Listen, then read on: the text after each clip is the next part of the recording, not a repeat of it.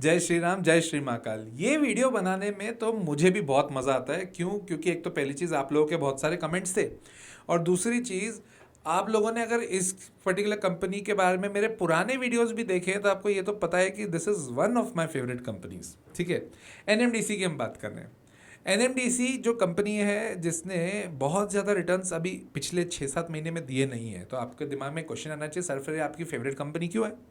क्योंकि मेरा vision long term होता है, और लॉन्ग टर्म विजन में मेरे को ऐसा लगता है कि ऐसी कंपनीज में हमें पैसा डालना चाहिए जहाँ पे हमारा पैसा डूबे ना, और जब ये चलने लगे ना तो धमाकेदार चले। तो वेट करना स्टॉक मार्केट में एक बहुत इम्पॉर्टेंट, बहुत ज़्यादा इम्पॉर्टेंट स्किल होती है, जो ये हमारा पेशेंस चेक तो कर रही है। सो उसी के ऊपर एक डिटेल एनालिसिस वीडियो आपके सामने है, बट ये ध्यान रखिएगा, ये कोई बाइंग सेलिंग रिकमेंडेशन नहीं है। इसको बाइंग सेलिंग के हिसाब से मत देखिए, इसको प्योरली एजुकेशन पर्पज़ के हिसाब से देखिए, तो आपको मज़ा भी आएगा, समझ भी आएगा, और हमें ये भी सीखने में मिलेगा कि हमें आगे किस तरह से अपना विजन बनाना चाहिए। राइट। सो आप जैसे ही जानते हैं कि इस तरह के जो डिटेल एनालिसिस वाले वीडियो होते हैं, मैं उसको कुछ चैप्टर्स में डिवाइड करता हूँ। इसको मैंने ज़्यादा चैप्टर्स में डिवाइड नहीं किया है, 3 चैप्टर्स में डिवाइड किया है। क्वार्टरली रिजल्ट्स और फाइनेंशियल्स में दोनों एक ही चैप्टर में कवर कर रहा हूँ। Second will be talking about company exactly क्या करती है, और थर्ड टेक्निकल्स, और फोर्थ में नॉर्मली आपको बताता ही हूँ ना कि मैं इसमें इन्वेस्टेड हूँ या नहीं, तो मैं पहले ही बता देता हूँ मैं इसमें इन्वेस्टेड हूँ, ये आप सब जानते भी होंगे। Right. So let's talk about quarterly result. सबसे पहले सेल्स की अगर अपन बात करें तो सेल्स 6,739 करोड़ पे गई है। अगर मैं इसको पिछले क्वार्टर से कंपेयर करूं, दैट इज मार्च 2025 क्वार्टर से कंपेयर करूं, तो तब थी 7,005 करोड़, गिरी है, नेगेटिव। अगर मैं पिछले क्वार्टर से इसका ऑपरेटिंग मार्जिन चेक करूं तो वो बड़ा है, पॉजिटिव। मतलब पिछले क्वार्टर में 2,051 करोड़ का इनका ऑपरेटिंग मार्जिन था, मतलब ऑपरेटिंग मार्जिन था बराबर, और अभी इनका 2,478 करोड़ से, पहले ये 100 रुपये पर 29 रुपीज़ कमा रहे थे मार्च क्वार्टर में, और अभी जून क्वार्टर में 100 रुपये पर 37 रुपीज़ कमा रहे। Amazing point. Right. Profit after tax भी बढ़ना वाजिब था, 1477 करोड़ से बढ़कर 1968 करोड़ हुआ है। सेल्स गिरी है, बस ये थोड़ा नेगेटिव पॉइंट लग रहा है। ठीक है। अब इसको, ये तो हमने क्वार्टर ऑन क्वार्टर समझा, बट मेनली ऐसी कंपनीज में हमें वाई समझना पड़ता है। वाई मतलब पिछले साल का इसी समय वाला जो क्वार्टर था उससे कंपेयर करके।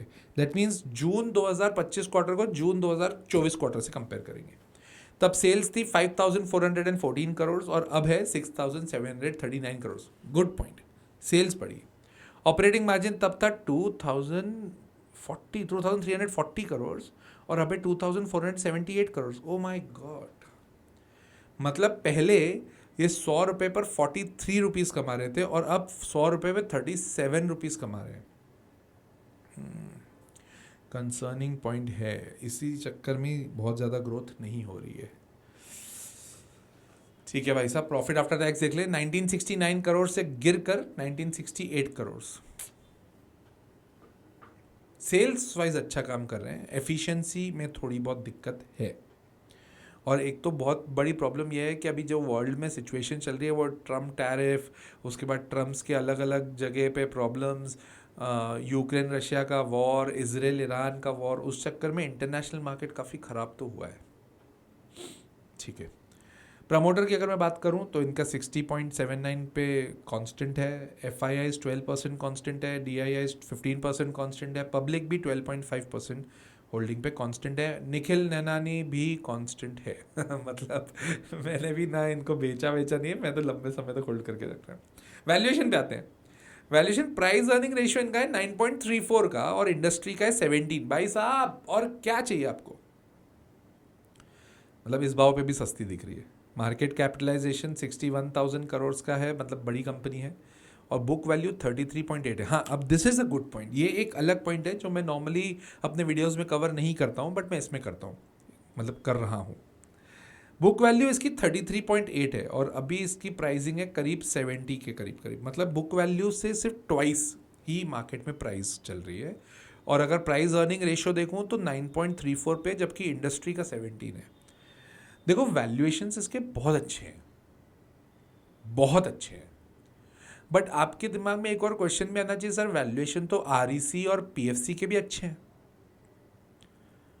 तो वहां पे भी लेना बनते हैं क्या? अब देखो, हर जगह सिर्फ वैल्यूएशन को देखकर आप अपना डिसीजन नहीं ले सकते।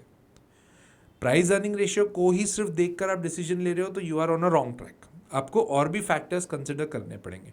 टेक्निकल एनालिसिस देखना पड़ेगा, फंडामेंटल एनालिसिस देखना पड़ेगा। जैसे यहाँ पे ऑपरेटिंग मार्जिन गिर रहा है तो उसके ऊपर हमें फोकस रखना पड़ेगा, अगले क्वार्टर के लिए एक बार हमें वापस देखना पड़ेगा। तो अगर ये पूरे के पूरे फंडामेंटल और टेक्निकल एनालिसिस अगर आपको सीखना है ना, तो ये देख लो। अगर आप स्टॉक मार्केट में इन्वेस्टिंग करना चाहते हो, फंडामेंटल एनालिसिस सीखना चाहते हो, टेक्निकल एनालिसिस सीखना चाहते हो और अपना पैसा मल्टीप्लाई करना चाहते हो, सीखना चाहते हो, तो मेरा कोर्स है द लॉजिकल इन्वेस्टर, जहां पर ये सारी चीजें सिखाई जाती है। पर्पस सिर्फ एक ही है, ताकि आपको रात की नींद आपकी अच्छी रहे, रात को स्ट्रेस ना आए, हम लॉन्ग टर्म विजन से इन्वेस्ट करें। ये ध्यान रखना, इसमें ऑप्शन ट्रेडिंग नहीं सिखाई जाती है, इंट्राडे ट्रेडिंग सवाल ही नहीं है, और फ्यूचर्स तो सोचना भी मत।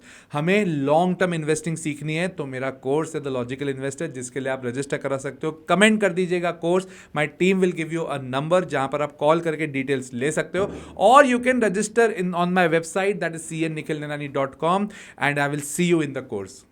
बुक वैल्यू 33.8 पे है, तो वैल्यूएशन वाइज मेरे को ये कंपनी बढ़िया लग रही है, मेरे को इसमें कोई डाउट नहीं है। फाइनेंशियल्स जो इसके ग्रोथ आनी चाहिए थी ना, वैसी आ नहीं रही है, तो वो कंसर्निंग है। तो हमें एक दो क्वार्टर्स के रिजल्ट्स देखने पड़ेंगे। जब मैंने इन्वेस्ट किया था इसमें तो मेरा विजन बहुत क्लियर था। इनफैक्ट ये तो मेरी बहुत लॉन्ग टर्म कंपनी है, मतलब इन द सेंस मैं इसको 10 साल के विजन से लेके बैठा हूँ। बट ये मेरा डिसीजन है, आपका डिसीजन अलग हो सकता है। आप लोगों में से ऐसे बहुत सारे लोग होंगे जो इंट्राडे करते होंगे, ऐसे बहुत सारे लोग होंगे जो स्विंग ट्रेडिंग करते होंगे। मैं ये नहीं करता, मैं लॉन्ग टर्म के लिए ज़्यादा इन्वेस्टमेंट सोचता हूँ। So let's come to the next chapter, that is what company does. Business क्या है कंपनी का बेसिकली आयरन ओर की सबसे दिग्गज कंपनी है। आयरन ओर का मतलब बहुत सिंपल सी बात है, आयरन को बनाने के लिए आयरन ओर लगता है और उसका एक्सप्लोरेशन करती है, प्रोडक्शन करती है। और अब ये विंड पावर में भी आ रही है, मतलब रिन्यूएबल एनर्जी में भी आ रही है। और जो भी सरकार की कंपनियां है ना, वो घुमा फिरा के कहीं ना कहीं जाके रिन्यूएबल एनर्जी में आ ही रही है भाई साहब। तो ये बात अच्छी है, कंपनी अपना दायरा बढ़ा रही है, दैट्स गुड। 40 एक्सकेवेटर्स हैं इनके पास में, 31 ड्रिलिंग मशीन्स हैं, 7 क्रशिंग मशीन्स हैं और 5 स्क्रीनिंग यूनिट्स हैं। ये छोटी कंपनी नहीं है भाई, 61,000 करोड़ की कंपनी है, कोई छोटी मोटी कंपनी थोड़ी है। इंडिया की लार्जेस्ट आयरन ओर प्रोड्यूसर है, पता ही था। वर्ल्ड की 6th लार्जेस्ट है, वर्ल्ड की 6th लार्जेस्ट है। अमेजिंग। एक है ना बहुत इंपॉर्टेंट पॉइंट है इसका, one of the lowest cost producer है ये, मतलब इसकी जो कॉस्ट है ना वो लोएस्ट में से आती है वर्ल्ड में। ये ना, ये ट्रंप ने माहौल बहुत ख़राब किया है भाई। ट्रंप ने जो मगजमारियाँ करी ना, उसके चक्कर में ऐसी कंपनियों के प्रॉफिटेबिलिटी में बहुत प्रॉब्लम आई है।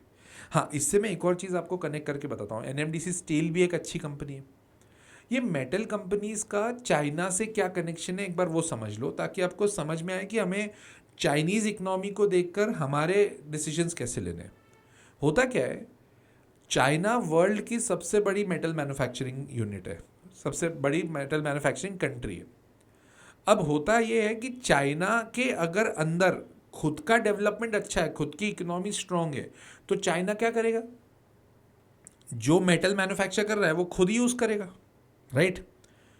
जो एक्सेसिव उनके पास पड़ा है वो एक्सपोर्ट करेगा, अगर उसकी इकोनॉमी स्ट्रांग चल रही है तो।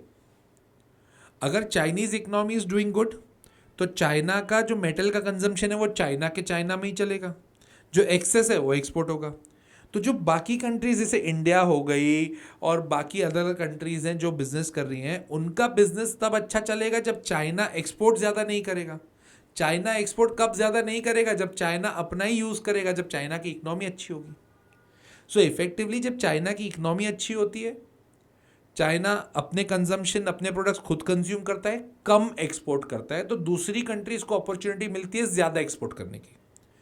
ऑन दी कॉन्ट्ररी, जब चाइना की इकोनॉमी डाउन होती है तो चाइना के पास ये एक्सेसिव प्रोडक्शन जो पड़ा रहता है ना, एक्सेसिव स्टॉक जो पड़ा होता है, वो चाइना एक्सपोर्ट करता है और बहुत सस्ते भाव में करता है,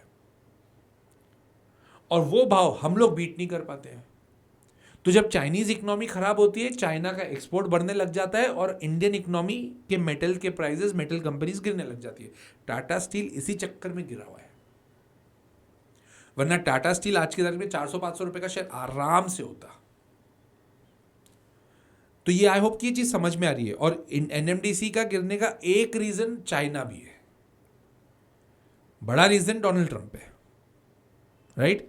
सो आई होप ये समझ में आया होगा। अदरवाइज क्या कंपनी है ये, मैं क्या बुरा बोलूँ इस कंपनी के बारे में। ऑस्ट्रेलिया में 91% स्टेक है इनका लेगेसी आयरन ओर में, जो ऑस्ट्रेलिया की पर्थ में, ऑस्ट्रेलिया में एक जगह पर्थ, वहाँ की कंपनी है। 91% स्टेक इसका है।